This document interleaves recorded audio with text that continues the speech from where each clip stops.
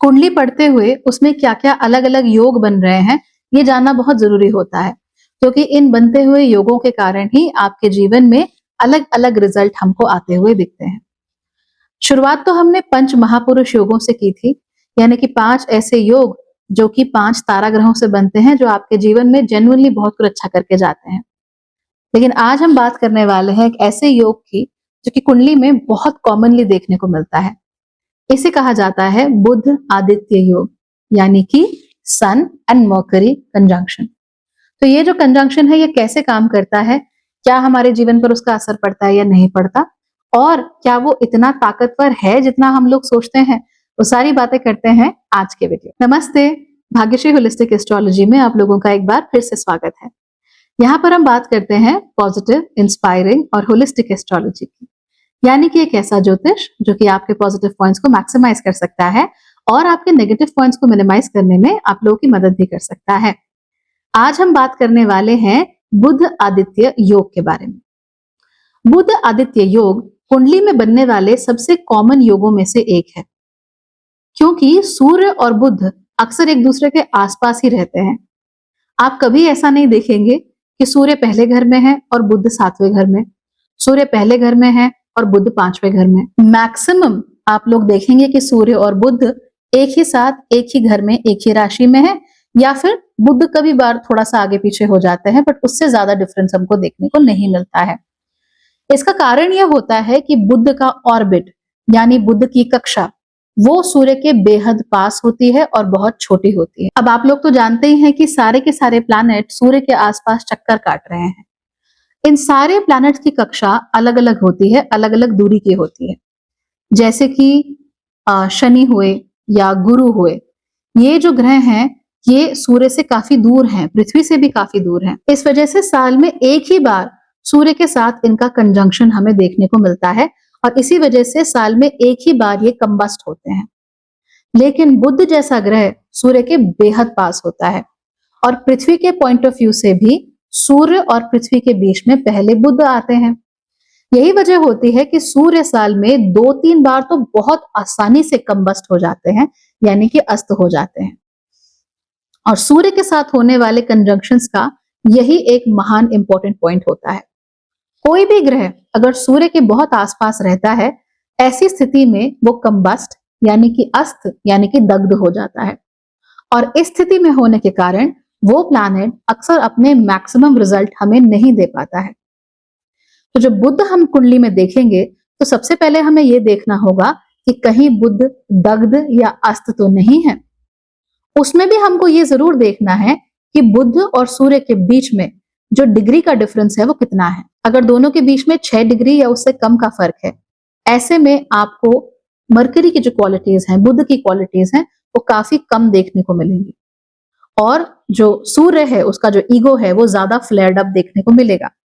तो अब यहाँ पर बुध आदित्य योग तो बन रहा है, लेकिन दोनों के बीच में 6 डिग्री से कम की दूरी है, इसीलिए mercury is severely combust.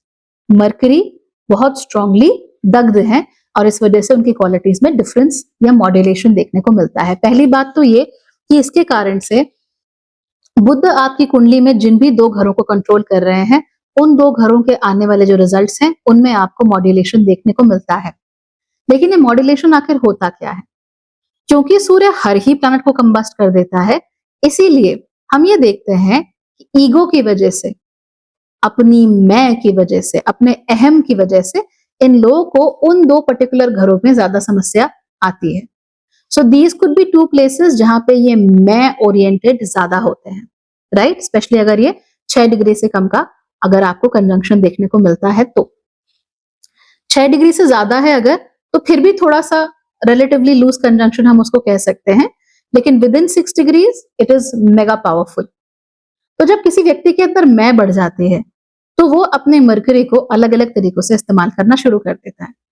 For instance, मेरी पढ़ने की कोई इच्छा नहीं है, आई एम बेयरली इंटरेस्टेड, आए नंबर ठीक है, नहीं आए तो भी ठीक है, मुझे कोई लोड नहीं है। तो मेरी क्लास में किसी लड़की ने आकर मुझसे कह दिया तो उससे तो कुछ नहीं होता, अब देखो, अब तो ईगो हर्ट हो गया ना, अब तो मैं उसको टॉप करके दिखाऊंगी। इस तरीके की चीज आपको इस बुध आदित्य योग में देखने को मिल सकती है। यानी क्या हो रहा है कि जहां पे ईगो इन्वॉल्व हो रहा है, वहां पर तो हम अपनी शक्तियों का बड़ा इस्तेमाल कर रहे हैं, वहां पर तो the mercury is like wow I am going to make this happen and I am be good and this that, देखो कैसे कैलकुलेशन करता हूँ, देखो कैसे पढ़ाई करता हूँ। लेकिन उसके इतर जो चीजें हैं वहां पर हम अति अच्छा नहीं कर पाते हैं। यानी कि अगर रिलेशनशिप्स की बात हो, जरूरी नहीं है I am great there also. Public speaking करनी हो, ईगो है, फाइन। अपने रिलेशनशिप्स में बात करनी हो, नॉट दैट फाइन। अब देखिए कम्युनिकेशन को लोग ना बहुत अलग अलग नजरियों से देखते हैं और अक्सर थोड़े गलत नजरियों से देखते हैं। उन्हें लगता है कि कोई व्यक्ति अगर कैमरे के सामने आके बड़बड़ कर सकता है इसका मतलब कम्युनिकेशन अच्छा है, कोई व्यक्ति अगर स्टेज पे चढ़ के बोल सकता है इसका मतलब कम्युनिकेशन अच्छा है। Those are only representations of communication. Communication ज्यादातर केसेस में वन ऑन वन होता है, 2-3 लोगों का एक साथ बैठ के होता है। तो अगर यहाँ पर मरकरी अस्त या कंबस्ट हो जाता है तो फिर इन लोगों को उस वन ऑन वन जो कम्युनिकेशन है उसमें समस्या आती ही है, या तो इनकी बात सामने वाले को समझ नहीं आती है और वाइस वर्सा। हालांकि ये बात अलग है कि ऐसे लोगों को हमेशा यही लगता है कि मेरी बात सबको समझ में आ रही है, I am saying the right thing, और अगर तुमको नहीं समझ में आता it's because something is wrong with you. तो ऐसा नहीं है कि ये किसी भी चीज में कुछ अच्छा कर ही नहीं सकते, कम्युनिकेशन अच्छा है ही नहीं। They can write very well sometimes, they can speak very well sometimes, specially on camera like this, ये बहुत अच्छा कर सकते हैं। बट जो one on one personal communication है वो बहुत अच्छा हो इसकी गारंटी नहीं होती। ऐसे लोगों का जो नर्वस सिस्टम होता है वो हाइपर एक्टिव भी हो सकता है, so they can be hyper aware about things, sometimes even hyper sensitive about things. तो मेरे आसपास क्या चल रहा है, आज किसने ये घड़ी पहनी है, आज इसने हरे रंग के कपड़े पहने हैं, जब भी ये हरे रंग के कपड़े पहनती है उस दिन उसका मूड ऑफ होता है, ऐसा मैंने नोटिस किया है। सो इस तरह को लेकर जो एक अवेयरनेस होती है ना अपने आसपास की दुनिया को लेकर, ये ज्यादा होती है in a person whose who has Budh Aditya yoga in their life. तो अब आप अगर नोटिस करेंगे तो बुध आदित्य योग का मतलब ये नहीं है दैट यू आर डम, पर इसका मतलब ये भी नहीं है कि यू आर एक्स्ट्रा स्मार्ट।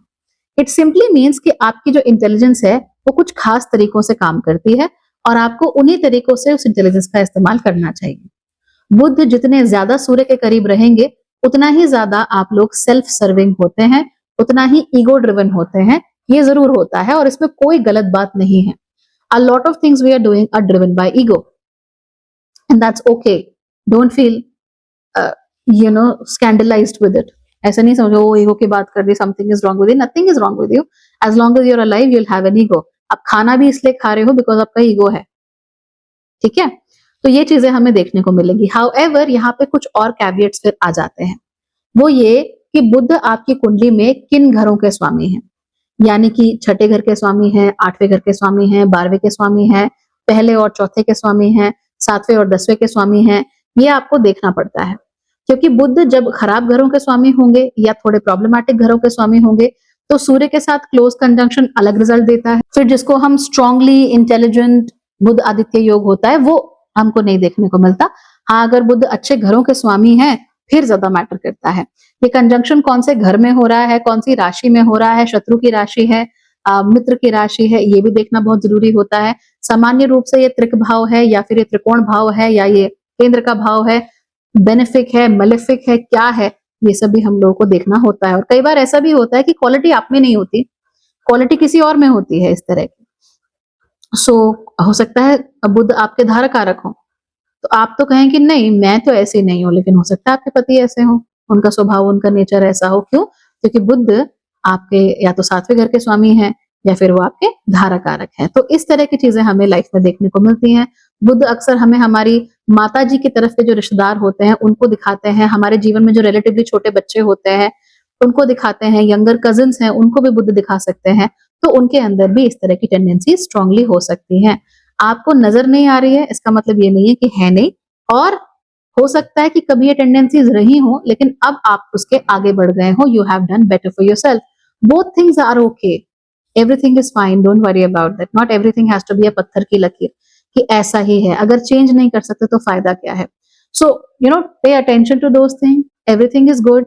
और जस्ट बिकॉज कुंडली में बुध आदित्य योग है इसलिए बहुत ज्यादा उसको लेकर ऑप्टिमिस्टिक होना ठीक नहीं है, क्योंकि बुध आदित्य योग इतना कॉमन है that it may not always bring results. You have to be very specific with the Buddha Aditya Yoga. बाकी केवल बुध आदित्य योग कुंडली में नहीं होता, अलग अलग दूसरे योग भी बन रहे होते हैं, उन पर भी ध्यान दीजिए, तभी आपका जीवन अच्छा होगा और तभी आपका ज्योतिष भी ज्यादा अच्छे से चलेगा। Alright, okay then, thank you, take care, bye.